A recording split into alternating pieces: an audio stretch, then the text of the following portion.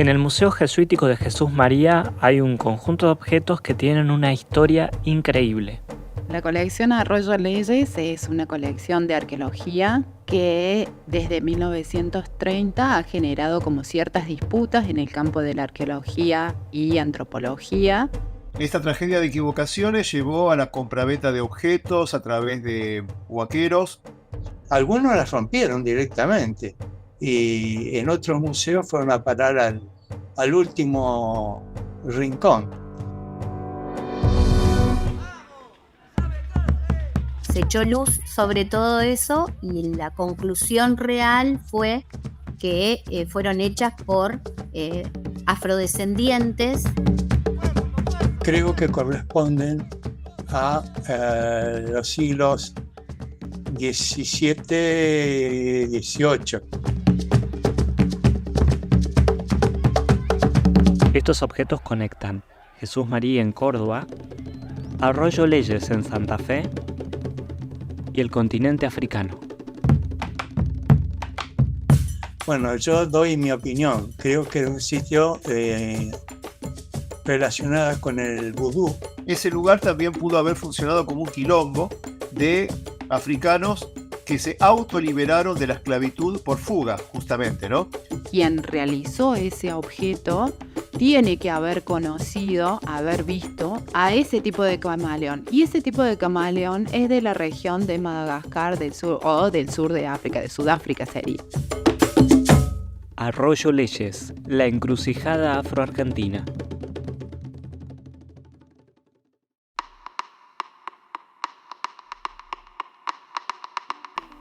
Este podcast es posible gracias al apoyo del Ministerio de Cultura de la Nación y su programa Activar Patrimonio.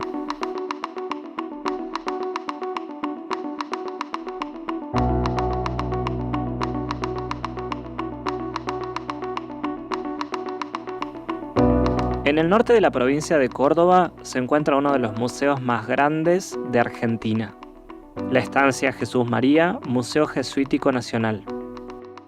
En sus salas de exhibición y en sus reservas patrimoniales hay decenas de miles de piezas de diversas culturas sudamericanas. En este podcast vamos a conocer la historia de un conjunto de objetos que se encuentran en este museo. Esta es la larga travesía de los objetos del Arroyo Leyes, una colección de piezas de cerámica realizadas por africanos y afrodescendientes esclavizados durante el periodo colonial en lo que actualmente es el territorio argentino.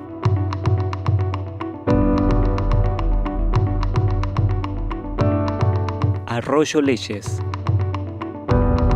la encrucijada afroargentina.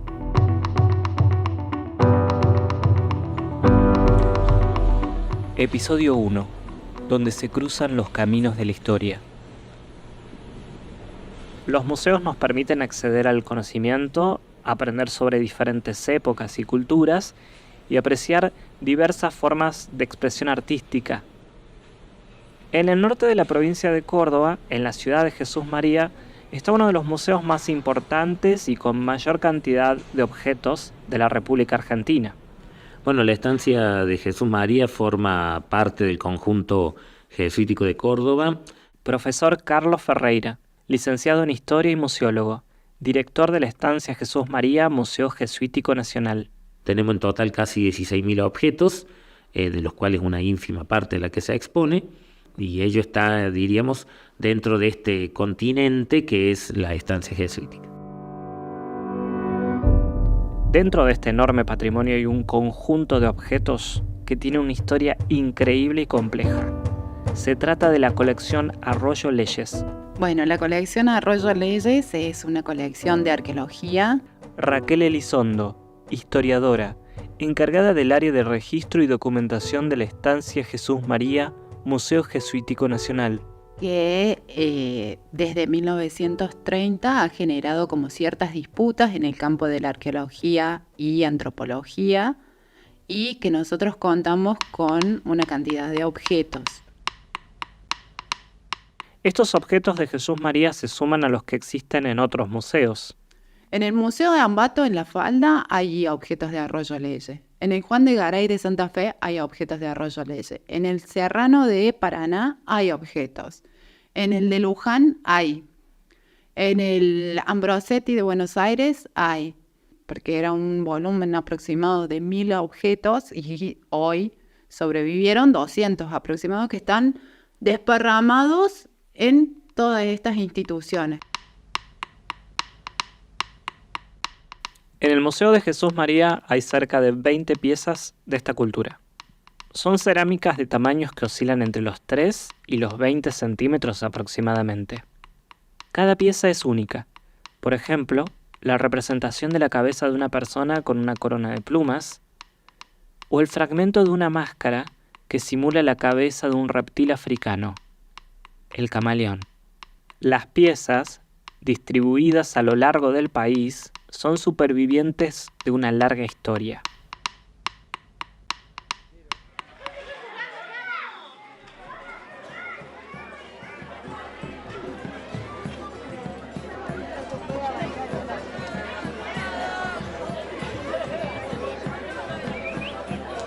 Un punto de partida para conocer lo que sucedió es comenzar por el nombre de esta colección. El Arroyo Leyes pertenece al cordón costero de la ciudad de Santa Fe. Mirta Alzugaray, residente de Arroyo Leyes, afroargentina, comunicadora comunitaria, artesana y ceramista. De un lado tiene la laguna Setúbal, que en la otra margen ya está la costanera santafesina, y del otro lado tiene un brazo del río Paraná, que es el río Los Naranjos, o sea, es un brazo del Paraná. El Arroyo de Leyes, propiamente dicho, atraviesa la localidad que lleva su nombre de este a oeste.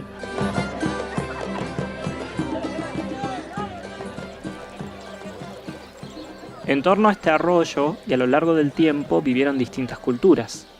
Cada población dejó sus huellas particulares. En este sector, que actualmente está debajo, justo en el lecho del arroyo. Carlos Ceruti, licenciado en antropología, investigador de los objetos de la cultura Arroyo Leyes. Es donde salían los materiales de la que se denominó cultura de Leyes. Pero no solamente eso, sino que también salían materiales huella malabrigo, y hay fragmentos de urnas guaraníes.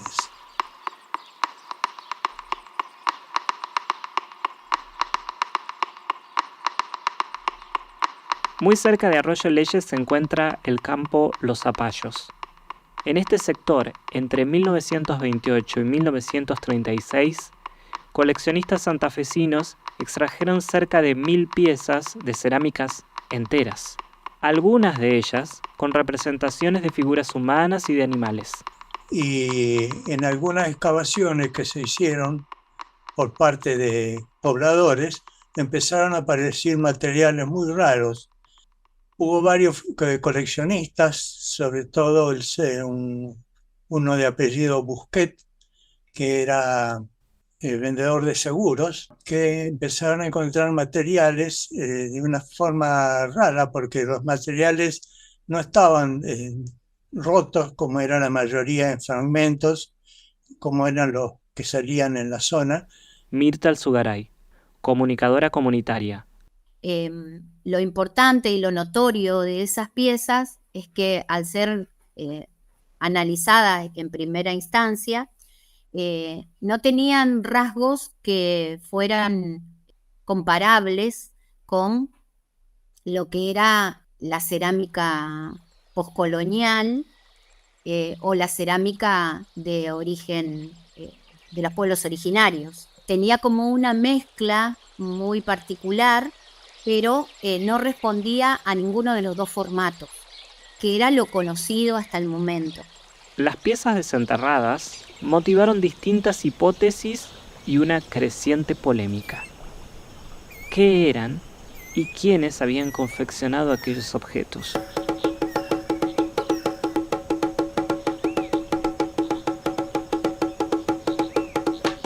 Y hubo 3 posiciones. Una que tomaron Busquet y Antonio Serrano, que sostenía que eran materiales producto de la actividad de grupos de Mocovíes reducidos en San Javier. Otra posición que eran falsificados. Una tercera posición era la de Aparicio, fue el que más se acercó a la verdad, que tomó un conjunto de esos materiales y lo agrupó diciendo que eran de características negroides. Durante la década de 1930, las 3 interpretaciones pugnaron por la centralidad. La hipótesis de las falsificaciones prevaleció. Esta tragedia de equivocaciones llevó a la compraventa de objetos a través de huaqueros, de estos arqueólogos más o menos formales, y de los pobladores locales que desenterraban estos objetos. Pablo Sirio, licenciado en Ciencias Antropológicas, director de la Cátedra Libre de Estudios Afroargentinos y Afroamericanos de la Universidad Nacional de La Plata. Lo cual llevó a estas personas a su vez a desconfiar de que estos objetos en realidad eran de factura reciente y que podían haber sido hechos incluso por los propios lugareños, con lo cual se tendió un manto de sospecha sobre los mismos y después de varios estudios se dictaminó que eran falsos. Y el resultado final fue desestimarlas, como que los lugareños habían hecho falsificaciones de piezas para vendérselas a los coleccionistas. Y por lo tanto no tenían valor arqueológico, valor histórico, y se destruyeron en su mayor parte. Algunos las rompieron directamente y en otros museos fueron a parar al último rincón. Y otras fueron rescatadas por gente que creía que sí eran verdaderas y bueno, fueron después diasporizadas por distintas provincias de nuestro país. En la Argentina de comienzos del siglo XX se profundizó la invisibilización de los afrodescendientes y los primeros afroargentinos traídos durante el periodo colonial para servir de mano de obra esclava. También se negó que estas piezas formaran parte de su producción cultural. Los arqueólogos de ese momento no se plantearon la posibilidad de que los africanos y africanas podrían haber creado piezas artísticas. Habla de que en 1930 todavía existía y existe una carga de racismo muy importante para el pueblo africano, con el pueblo africano, ¿no? Raquel Elizondo, historiadora. En ese momento se plantean la idea de que los africanos o afrodescendientes no podían generar o no podían tener la habilidad para construir o crear esa cerámica, que es parte de esta historiografía del fines del siglo XIX, principios del XX, ¿no? Me parece que es esa invisibilización de determinados sectores.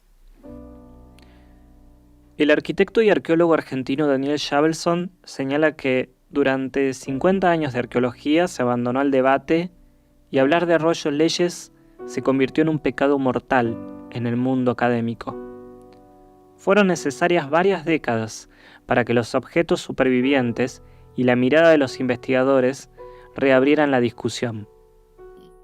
Hubo personas que se comenzaron a interesar porque les pareció como que no encajaba todo ese relato y se interesaron en volver a analizar el origen, la forma en la que estaban construidas, los rasgos fenotípicos que tenían las piezas y bueno, se echó luz sobre todo eso y la conclusión real fue que fueron hechas por afrodescendientes que habitaban la zona de Arroyo de Leyes desde el 1930 para atrás.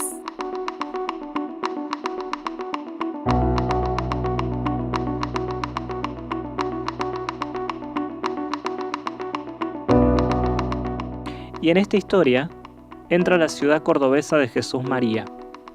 Un conjunto de objetos de la cultura Arroyo Leyes fue adquirida por un arqueólogo jesuita, Oscar Dreidemí, primer director del Museo Jesuítico Nacional. Llegaron a sus manos catalogadas bajo el nombre de otras culturas del litoral. Sin saberlo, Jesús María se sumó al resguardo de la memoria y la cultura de los primeros afroargentinos del Arroyo Leyes. En el próximo episodio se echó luz sobre todo eso y la conclusión real fue que fueron hechas por afrodescendientes. Bueno, yo doy mi opinión. Creo que era un sitio sagrado, un sitio de culto relacionado con el vudú. Y se iban a vivir con grupos indígenas o se iban a vivir solos a un lugar lo más alejado posible de los centros urbanos de entonces. La investigación y producción de este podcast es de quien les habla, Lucas Contreras. Las canciones que sonaron son Comparsa Criolla y Habla el Bombo, del disco Tango de San Miguel, Candombes del Litoral Argentino de Pablo Suárez y Memory Tides de Hans Urbila.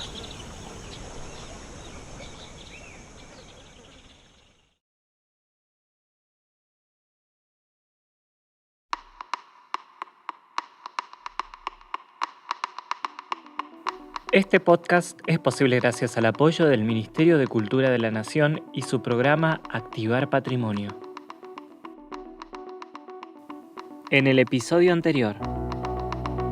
La colección Arroyo Leyes es una colección de arqueología que desde 1930 ha generado como ciertas disputas en el campo de la arqueología y antropología. Esta tragedia de equivocaciones llevó a la compraventa de objetos a través de huaqueros. Algunos las rompieron directamente y en otros museos fueron a parar al último rincón. Arroyo Leyes, la encrucijada afroargentina. Episodio 2. La tierra mágica de Arroyo Leyes.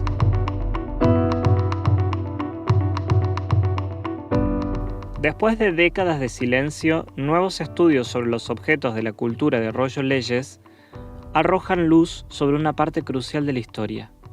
Descubrimos que los ceramistas de Arroyo Leyes eran afrodescendientes, personas esclavizadas durante el periodo colonial.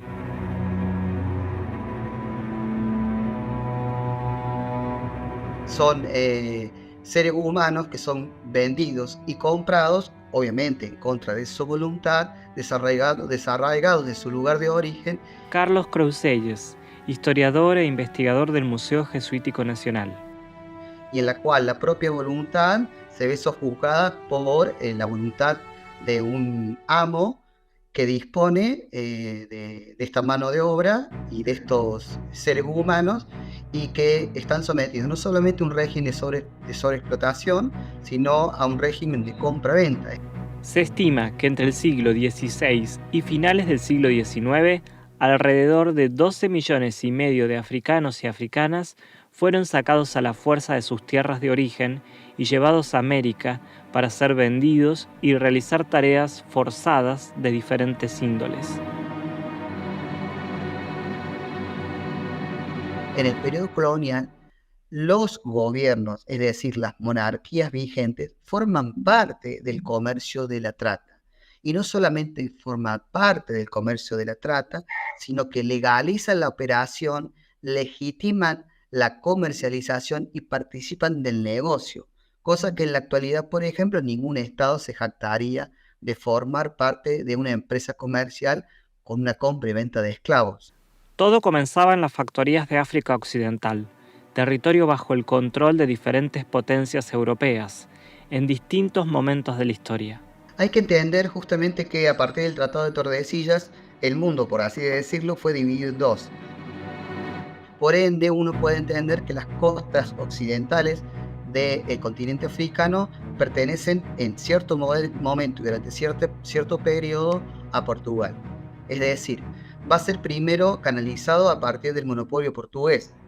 Después ese monopolio portugués se va a desarticular y se van a unir, digamos, al tráfico de esclavos tanto los alemanes, los holandeses, los franceses, pero principalmente para nuestra región, los ingleses con la Compañía del Mar del Sur.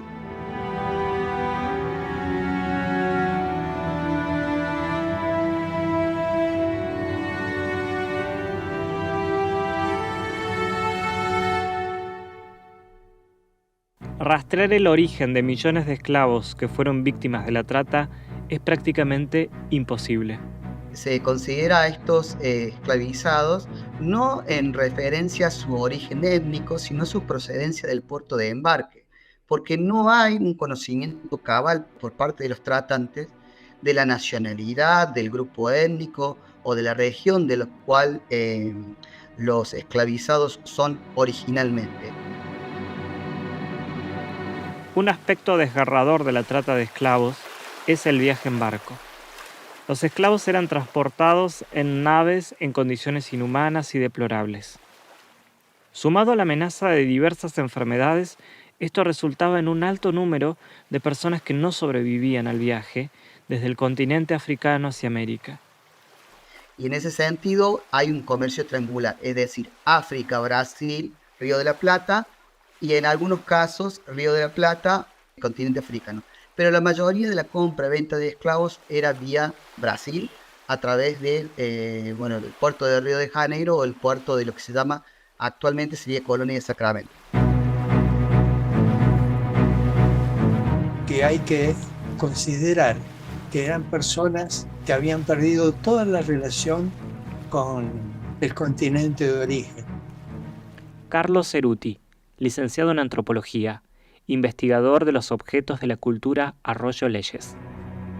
Que se le había quitado el nombre para que no tuvieran relación con los antepasados. Se les había destruido el linaje, además de encadenarlos y de que se habían muerto las 2/3 partes de los que viajaban desde África por las malas condiciones del viaje. Y así todo, tuvieron realizaciones muy importantes. Las distintas formas de producción cultural, entre ellas las piezas musicales, las danzas o los objetos de cerámica, desempeñaron un papel fundamental en la vida de las personas esclavizadas que fueron traídas a América. A menudo invisibilizadas en la historia, estas manifestaciones se convirtieron en un medio de resistencia y expresión para aquellos y aquellas que enfrentaron la opresión de la esclavitud.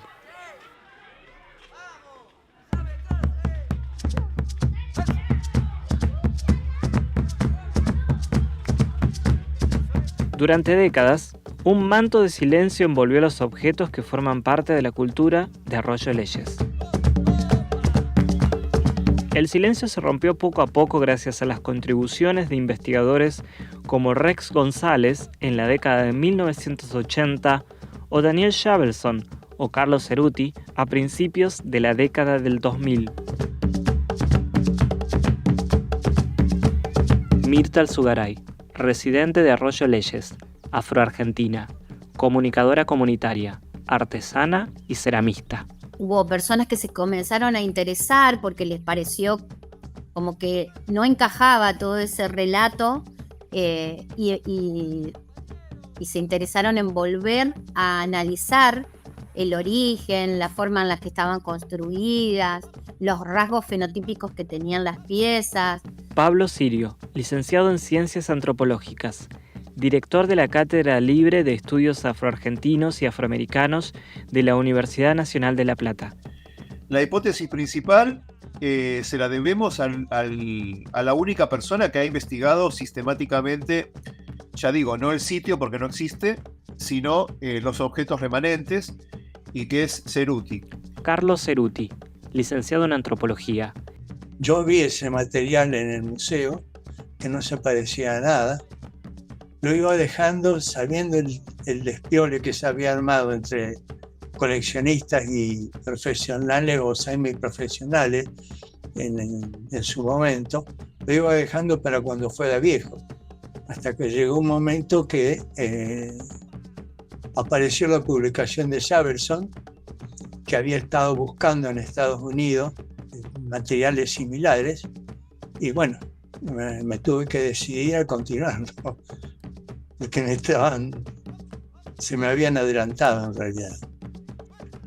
Y después me empezó a interesar cada vez más. Ya no he dejado todas las otras actividades prácticamente para dedicarme a este material.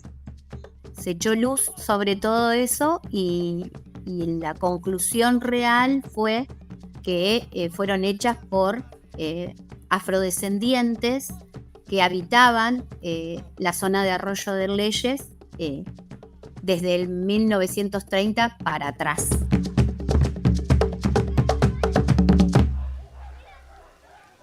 La capital actual de la provincia de Santa Fe, en la República Argentina, tiene una predecesora poco conocida, pero igualmente importante: Santa Fe la Vieja. Esta primera ciudad se ubicó al norte de su emplazamiento actual, en lo que hoy es la comuna de Callastá. Existió entre los años 1573 y 1670, antes de que la capital se trasladara a su ubicación actual. La sociedad colonial de Santa Fe la Vieja fue, sin duda, una sociedad compleja y desigual.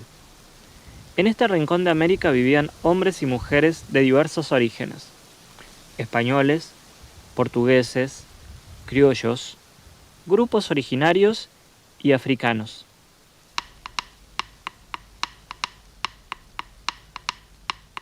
En este contexto, la presencia de personas africanas esclavizadas en Santa Fe la Vieja se hizo evidente desde los primeros años del siglo XVII.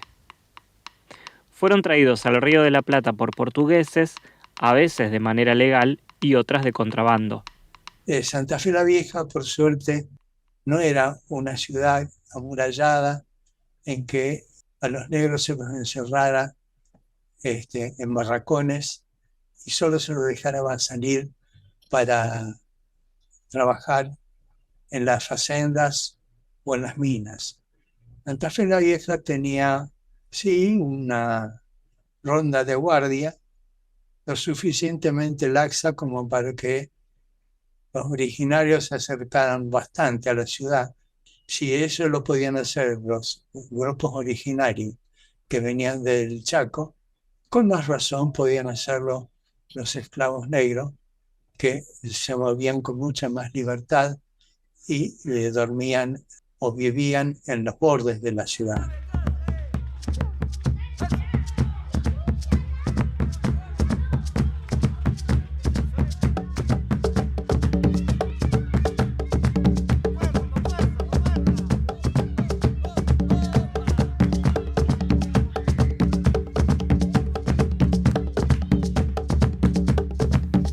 Las personas esclavizadas tenían una relación muy especial con el actual paraje de los Zapallos. En el siglo XVII, aquel punto era una zona periférica de Santa Fe la Vieja. Pero, ¿qué era exactamente los Zapallos? Carlos Ceruti, licenciado en Antropología, investigador de los objetos de la cultura Arroyo Leyes.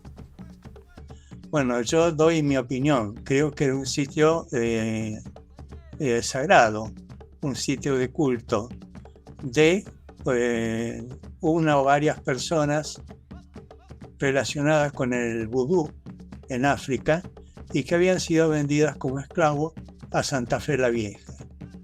Podemos considerar que una persona, sacerdote del vudú, pudo utilizar este sitio para hacer ceremonias relacionadas con su religión.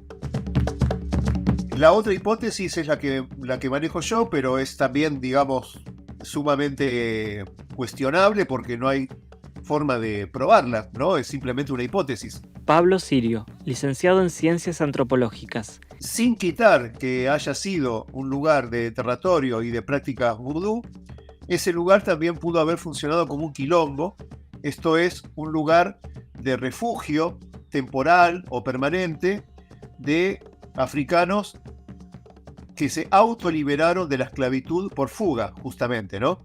Los quilombos, como se los conoce en Brasil, o palenques, como se los conoce en Colombia, también existieron en la Argentina con el nombre de quilombos, o población cimarrona, los cimarrones, y que eran básicamente esclavizados que se autoliberaban por fuga y se iban a vivir con grupos indígenas o se iban a vivir solos a un lugar lo más alejado posible de los centros urbanos de entonces.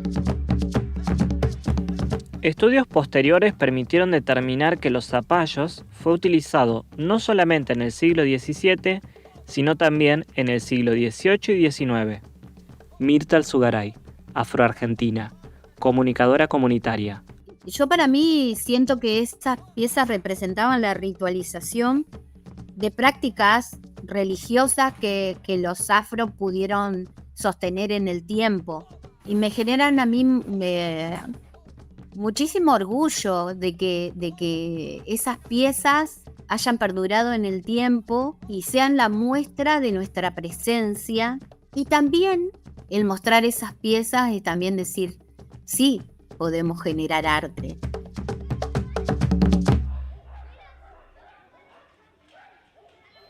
Carlos Ceruti señala que los zapallos puede haber mantenido indemne su fama de tierra misteriosa, apta para prácticas ceremoniales de personas con o sin ascendencia africana. Sin embargo, los pobladores locales, desconociendo el significado de los objetos, excavaron y vendieron cientos de piezas a comienzos del siglo XX. Algunas piezas, desenterradas en aquel entonces, son las que llegan hasta nuestros días. Los lugares exactos de las excavaciones se han perdido en el tiempo. Hoy en día yacen bajo las aguas del arroyo Leyes, pero su recuerdo persiste, esperando ser develado.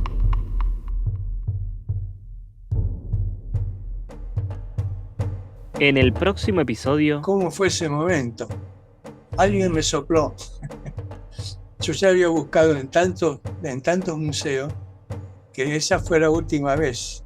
Quien realizó ese objeto tiene que haber conocido, haber visto en vivo a ese tipo de camaleón. Y ese tipo de camaleón es de la región de Madagascar del sur o del sur de África, de Sudáfrica sería. La investigación y producción de este podcast es de quien les habla, Lucas Contreras. Las canciones que sonaron son Semba, del disco Tango de San Miguel, Candombes del litoral argentino, de Pablo Suárez, y Memory Tides, de Ant Urbila.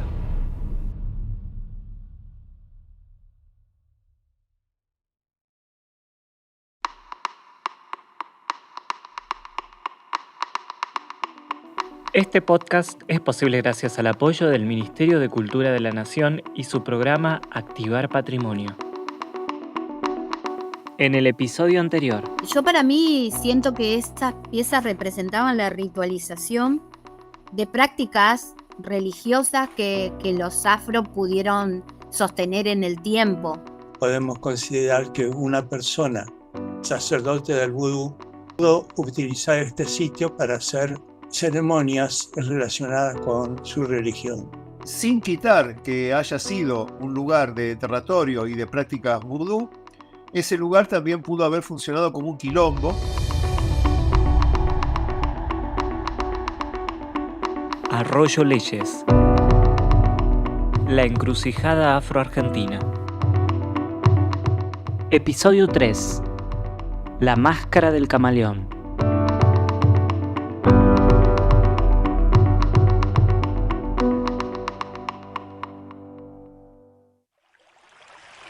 En el sitio arqueológico de los Zapallos, los objetos de la cultura Arroyo Leyes emergieron de las profundidades de la tierra y de la historia, desencadenando un intenso debate en el mundo de la arqueología argentina de comienzos del siglo XX. Las posturas predominantes de la época no concedían mérito alguno a los grupos de afrodescendientes esclavizados durante el periodo colonial como posibles artífices de estas enigmáticas piezas.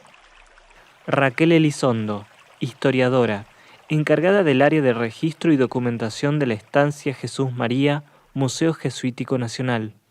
En ese momento se plantean la idea de que los africanos o afrodescendientes no podían generar o no podían tener la habilidad para construir o crear esa cerámica. Carlos Ceruti, licenciado en Antropología, investigador de los objetos de la cultura Arroyo Leyes. Pero a nadie se le ocurrió que podían ser hechas por esclavos o personas esclavizadas en Santa Fe la Vieja. Eso tuvo que esperar hasta la década del 80, cuando Alberto Ruiz González dio la primera idea al respecto. Lo siguió Saverson y después continué yo con ese trabajo, que tenía a mano los materiales del Museo Serrano de Paraná, por suerte.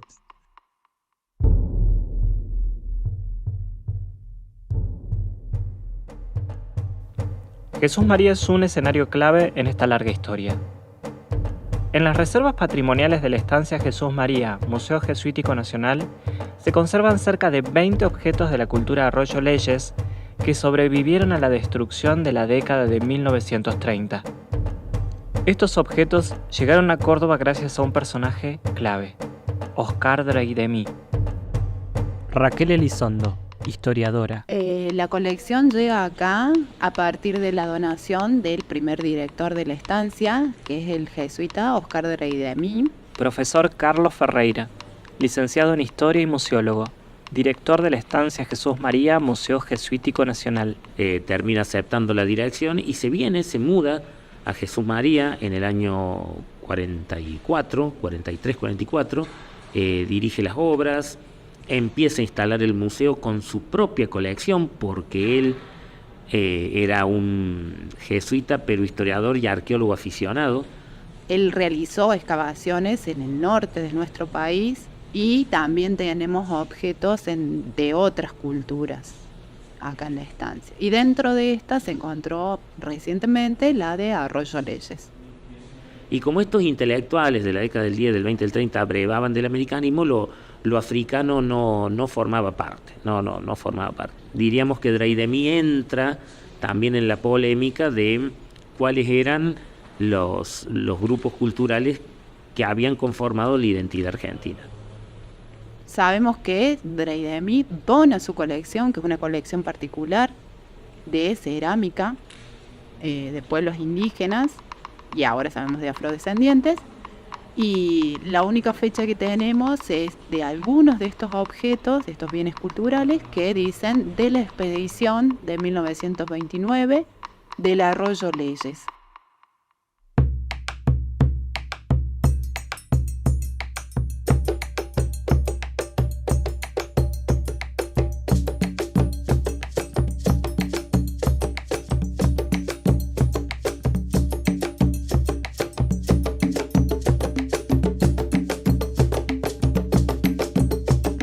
El manto de confusión sobre estos objetos era palpable, por ejemplo, en el catálogo. Nosotros lo teníamos como cultura Goya Malabrigo, que si bien responden al mismo espacio geográfico, no estaba determinado que eran objetos de afrodescendientes. Carlos Ceruti, licenciado en Antropología. Goya Malabrigo son los materiales que corresponden a una cultura propia del área que se desarrolla entre el 2500 a.C. y llega hasta la época de la conquista. Profesor Carlos Ferreira. Draidemí era un coleccionista, de base era coleccionista, acepta esa colección que después va a ir pasando con los distintos directores sin darle la valoración que merecía, porque no se tenía el encuadre teórico, es decir, si vos no considerás a África y a los descendientes de africanos como parte de nuestra identidad, difícil podés incorporar un patrimonio de ese tipo. Pero como en toda gran historia, el destino tenía reservado otro giro inesperado para estos objetos.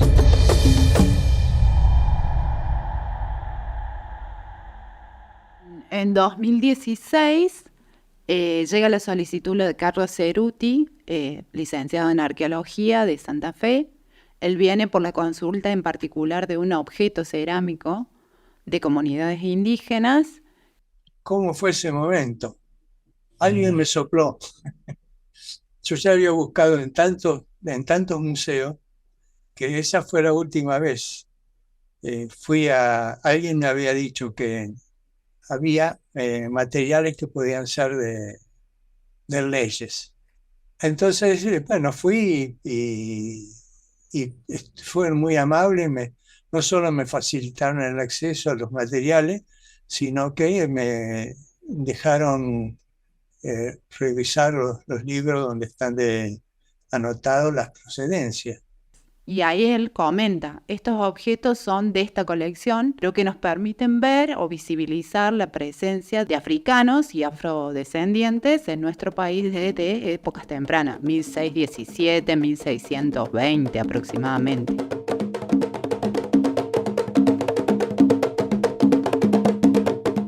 No tenemos fechado de carbono 14, pero se puede hacer una distinción en cuanto a las pastas con que están hechos los materiales. Los más antiguos creo que corresponden a los siglos XVII y XVIII. En aquel momento, Ceruti fotografió los objetos de la cultura Arroyo Leyes y tomó notas de sus características más específicas. Cada fotografía, cada anotación era un paso más hacia la comprensión de estos objetos.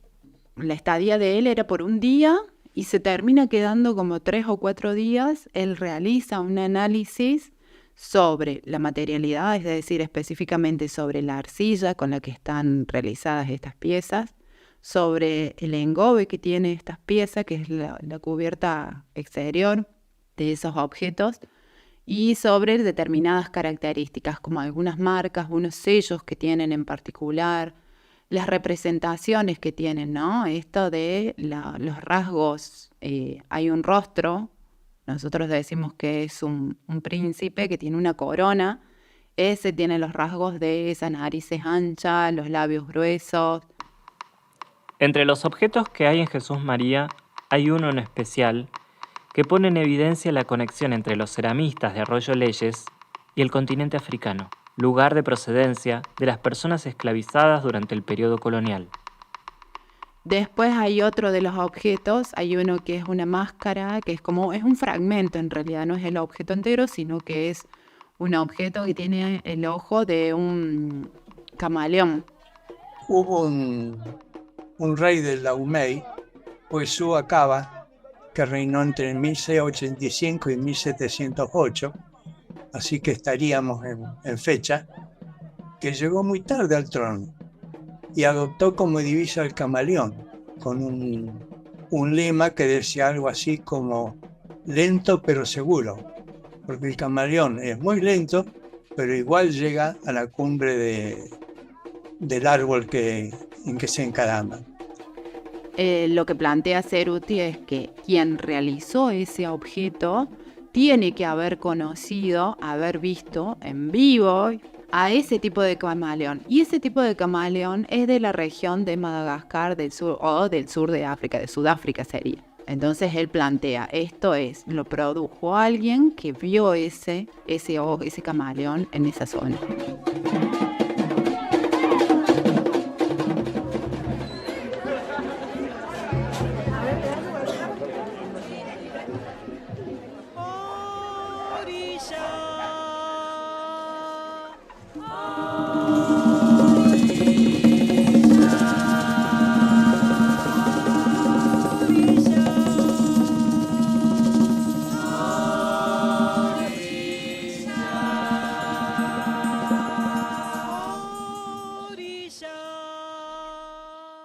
Para la comunidad afrodescendiente de Santa Fe, estos objetos van más allá de la simple arqueología.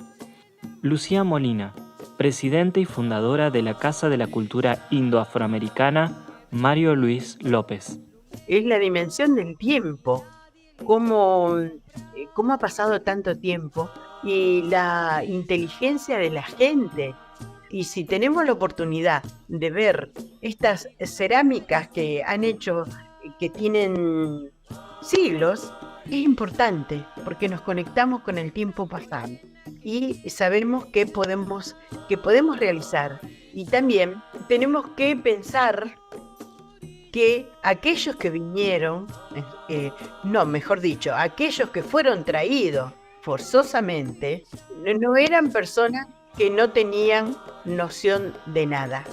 Eran personas inteligentes, fueron elegidos como los mejores artesanos, cocineros, o sea, para desempeñar distintas tareas que las personas, los esclavócratas, no lo hacían. Marcela Larcón, gestora cultural e integrante de la Mesa Afro Córdoba. Porque acá tenés visible una manufactura de esclavizados. Y es como muy importante porque tenés palpable una artesanía de manufactura negra.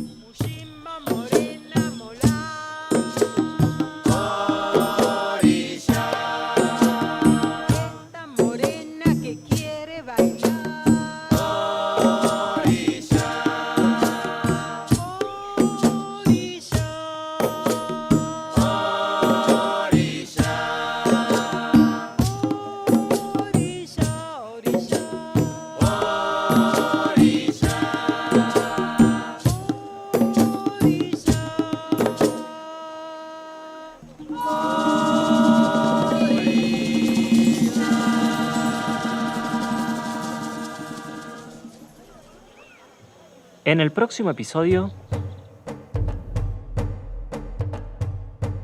el gran avance del siglo XXI es haber asumido totalmente que nuestro país es parte de Sudamérica y que como parte de Sudamérica tenemos esta tercera raíz afro, ¿no? Las compañeras del Museo de Jesús María se interesaron en contar la historia de los afrodescendientes. Se armó la iglesia, teniendo en cuenta de que los esclavizados de la estancia todos los días debían asistir al rezo de la mañana, a la oración de la mañana y a la oración de la tarde. La investigación y producción de este podcast es de quien les habla, Lucas Contreras. Las canciones que sonaron son Afro Litoraleño 2 y Orillá del disco Tango de San Miguel, Candombes del Litoral Argentino de Pablo Suárez y Memory Tides de Ansur Vila.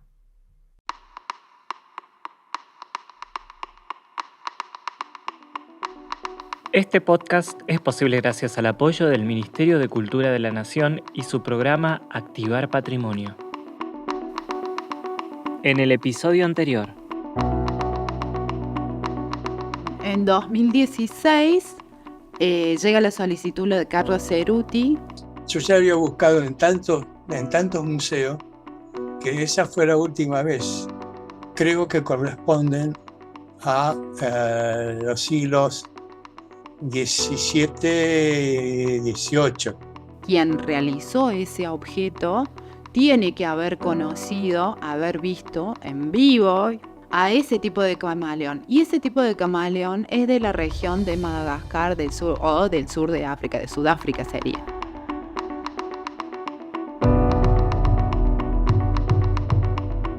Arroyo Leyes. La encrucijada afro-argentina.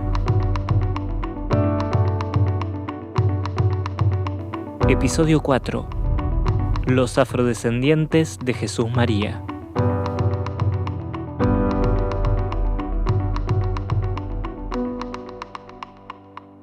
Sin lugar a dudas, la historia de los objetos de la cultura Arroyo Leyes tiene giros sorprendentes. A todos los acontecimientos ya narrados hay que sumarle que una parte de las obras de los afrodescendientes de Arroyo Leyes terminó en el Museo Jesuítico de Jesús María en la provincia de Córdoba, una antigua estancia de la Compañía de Jesús donde centenares de afrodescendientes también dejaron su huella.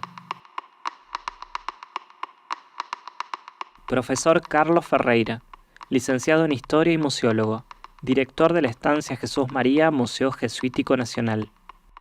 Bueno, la Estancia de Jesús María forma parte del conjunto jesuítico de Córdoba, que en el año 2000 fue declarado Patrimonio de la Humanidad por la UNESCO, recibió ese reconocimiento en el año 2000 y después de muchos años de trabajo de mucha gente, y nuestra estancia forma parte de ese conjunto y era una unidad productiva colonial, una estructura productiva para sostener la casa de estudios que tenían en Córdoba.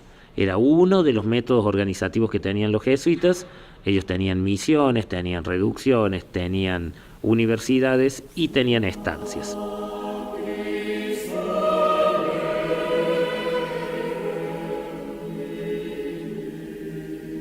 Carlos Croucelles, historiador e investigador del Museo Jesuítico Nacional.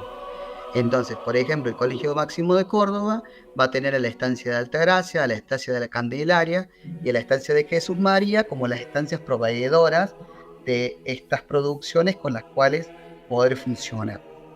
La estancia de Jesús María, pero todas las estancias son unidades productivas complejas, es decir, tienen un montón de otras producciones secundarias con las cuales autoabastecerse. Profesor Carlos Ferreira. Pero era más que nada productivo y que producía con mano de obra esclava, con aborígenes y criollos conchavados y con 2 o 3 jesuitas que dirigían toda la unidad productiva. Durante el periodo colonial, Córdoba funcionó como un nodo de una red de caminos que unió las regiones del Río de la Plata, Chile y Paraguay. La estancia de Jesús María también recibió el reconocimiento como parte de la ruta del esclavo, porque la estancia tenía como fuerza de trabajo a personas esclavizadas. Es parte de esa ruta de la esclavitud, ruta del esclavo, que creó la UNESCO hace varios años como parte de la reivindicación de lo que fue esa terrible mácula que tiene la humanidad, que es la esclavitud, ¿no?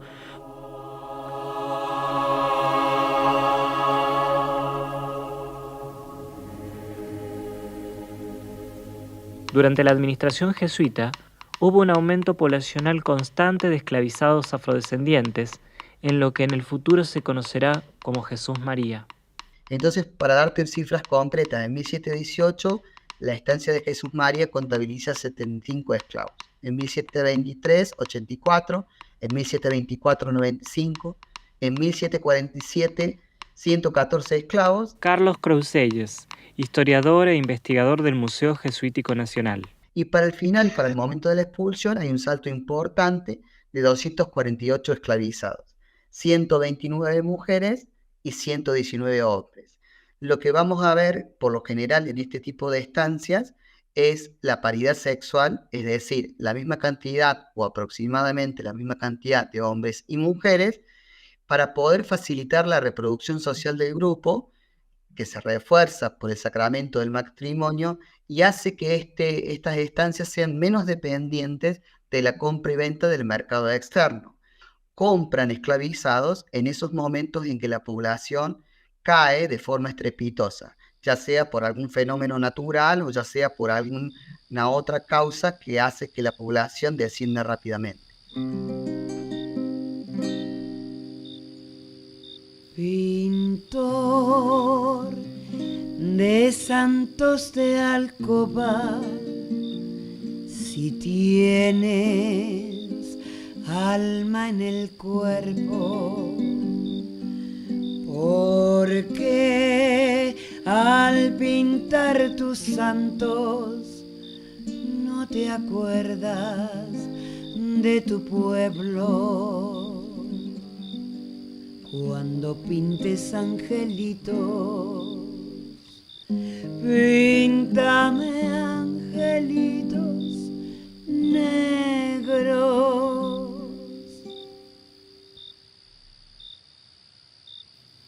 A diferencia de lo que sucedía en los establecimientos administrados por criollos, en las estancias jesuíticas se permitía la formación y preservación de unidades familiares. Sin embargo, esto se rompió dramáticamente en 1767, cuando el rey de España, Carlos III ordenó la expulsión de los jesuitas.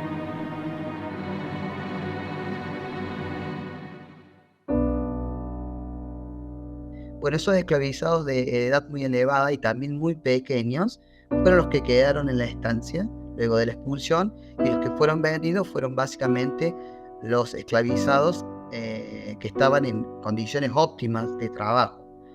En la mayoría de los casos la venta ahora termina siendo individual. Ya no es una venta familiar, es decir, una venta en la cual si la familia estaba bajo el sacramento del matrimonio, la compañía procuraba venderlos como conjunto, sino que ahora la venta se produce también en casos, digamos, de manera individual, lo que implica justamente un dolor, no solamente por el proceso de la esclavitud, sino por el proceso de separación del núcleo familiar.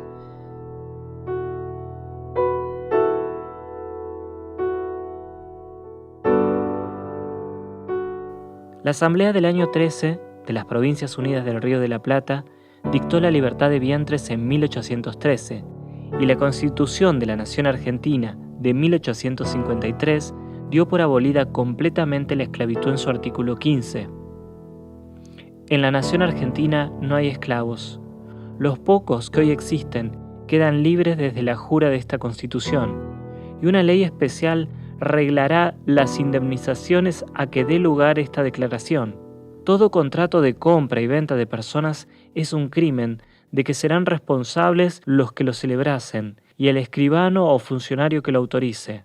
Y los esclavos que de cualquier modo se introduzcan quedan libres por el solo hecho de pisar el territorio de la República.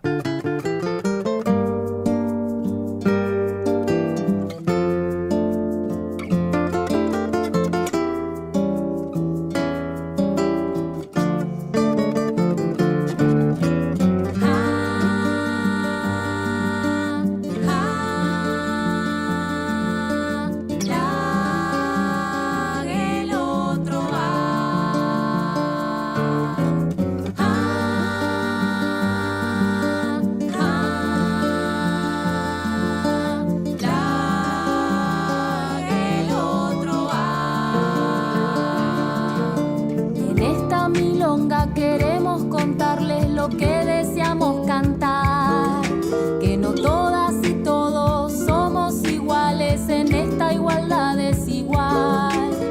Hay algunos que pueden hacer y hay algunas que no pueden decir, y otros insisten en hacer lo que desean contar para poder cantar. Que cada una pueda hacer lo que quiera hacer y florecer. Que cada una pueda hacer lo que quiera hacer y florecer.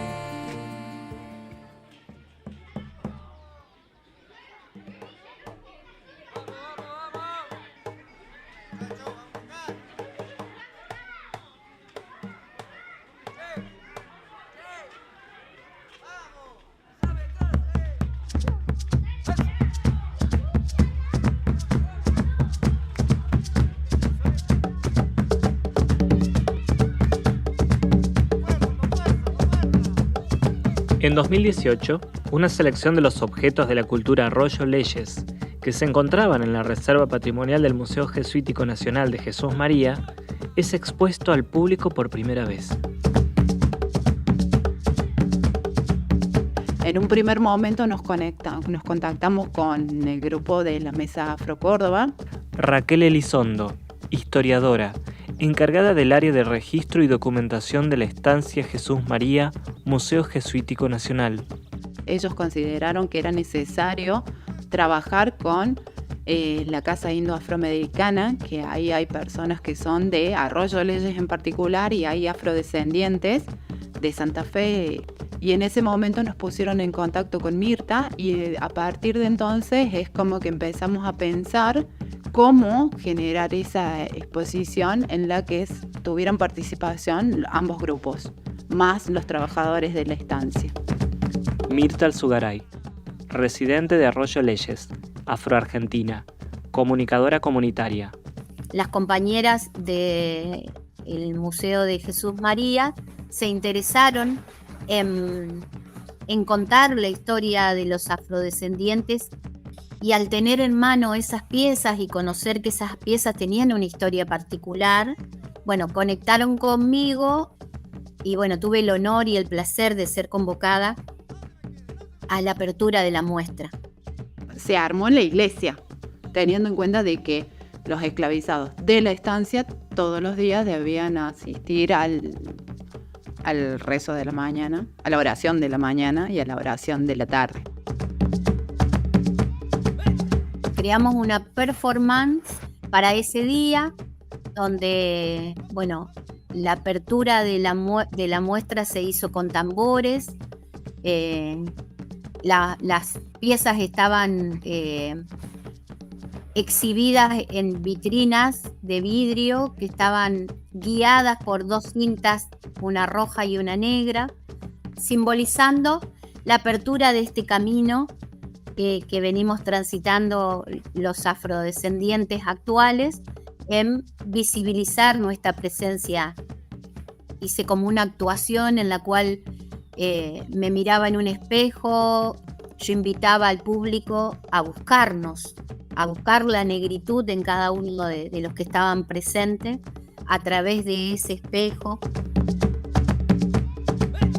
Sin duda, la primera exposición de los objetos de la cultura Arroyo Leyes marcó un hito importante en la historia del museo y de la comunidad en general. No solo sentó las bases para una colaboración fructífera entre el museo y las organizaciones, sino que también dio lugar a la creación gradual de una red de museos que comparten objetos de la cultura Arroyo Leyes. Después las compañeras siguieron trabajando el tema y terminamos conformando una red de museos en los cuales las piezas de Arroyo Leyes están presentes, y se empezó con un trabajo hermoso. Pero bueno, nació desde ahí, desde el interés y desde la sensibilización de un grupo de personas que trabajaban en el museo, que se interesaron por poner en valor esas piezas.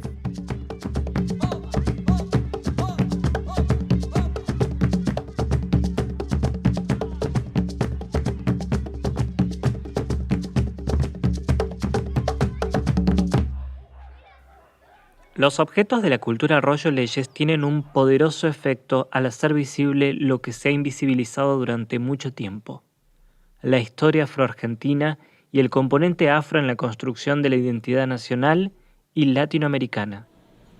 Raquel Elizondo, historiadora. Y incluso hoy hay quienes desconocen y niegan la pertenencia a afrodescendientes o afroargentinos. Que es algo que ya estaba superado, en teoría estaba superado, pero aún hoy se encuentra uno con arqueólogos o antropólogos que desconocen la procedencia de esta colección, ¿no?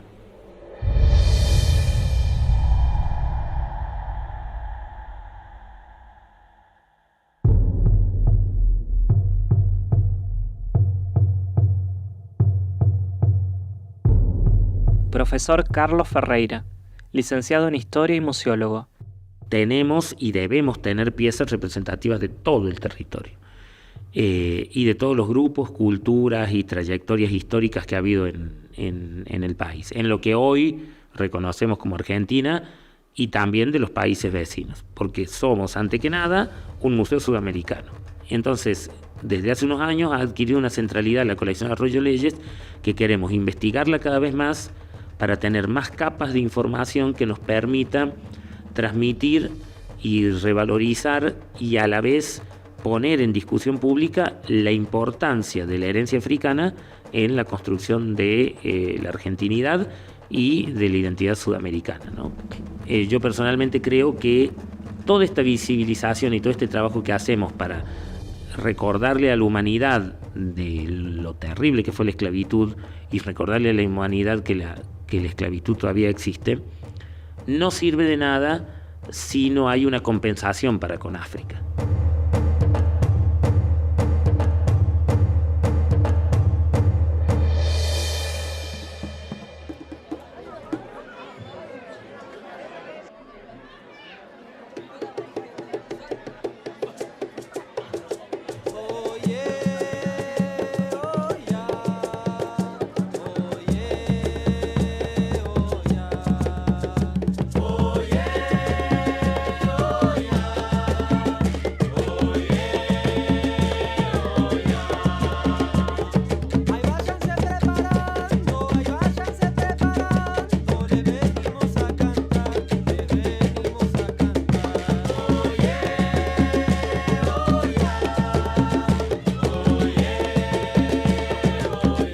Lucía Molina, presidenta y fundadora de la Casa de la Cultura Indo-Afroamericana Mario Luis López.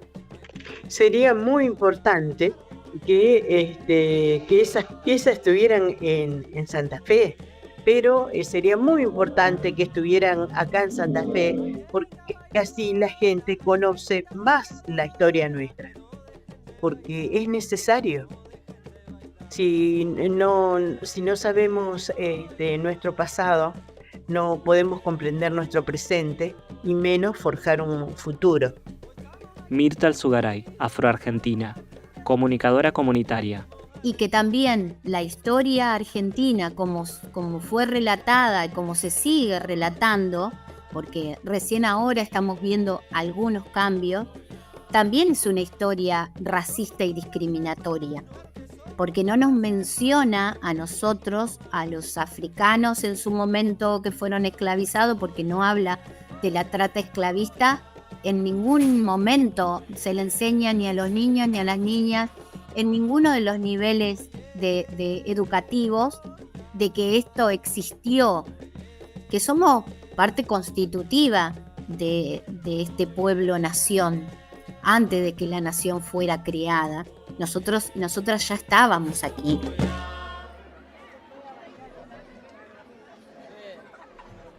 ¿Sabes qué pasa? Que con el tiempo, uno, como todos, vamos creciendo. Y lo que antes era indignante, ahora no lo tomamos como víctima. Tenemos que dar a conocer nuestra historia. Y si lo hacemos victimizado, no vale.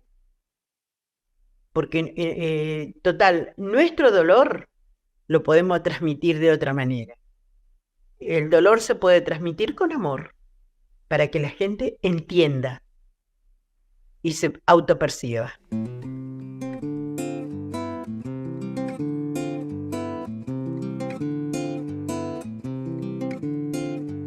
Cuando ella canta estalla, estalla, como la luna al despertar. Cuando ella canta abraza, abraza, abraza al alma en soledad. Las aguas ajenas de sus ojos se liberan. Con su cantar. Tumba, tumba mi canción. Con su cantar. Al ritmo de tu cajón. Con su cantar. Tumba, tumba mi canción. Con su cantar. Al ritmo de tu cajón.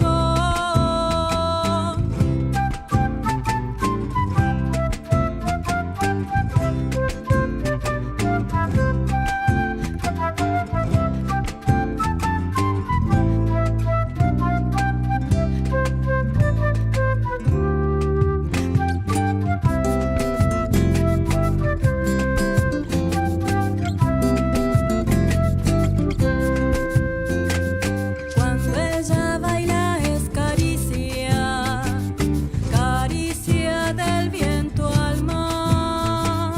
Cuando ella baila se desnuda, desnuda su alma y las demás. Las aguas ajenas de sus ojos renacen. Con su bailar. Tumba, tumba mi canción. Con su bailar. Al ritmo de tu cajón. Con su bailar. Tumba, tumba mi canción. Con su bailar. Al ritmo de tu cajón. Las aguas ajenas de sus ojos se liberan. La investigación y producción de este podcast es de quien les habla, Lucas Contreras. Las canciones que sonaron son Sembá y Oye Oyá del disco Tango de San Miguel, Candombes del litoral argentino de Pablo Suárez. En esta milonga, interpretada por Cualunque, con letra de Agostina Ferioli, Darío Aguirre y Malena Arenson. Píntame angelitos negros, de Andrés Eloy Blanco, interpretado por Tere Baudín en su disco Escala de Versos. Ella, autora e intérprete Marité Baudín. Sacri Solemnis de Santo Tomás de Aquino, interpretado por Coral Santo Domingo de Guzmán de Ocaña, Toledo, España. Y Memory Tides de Anzurbila. Con su bailar, con su cantar,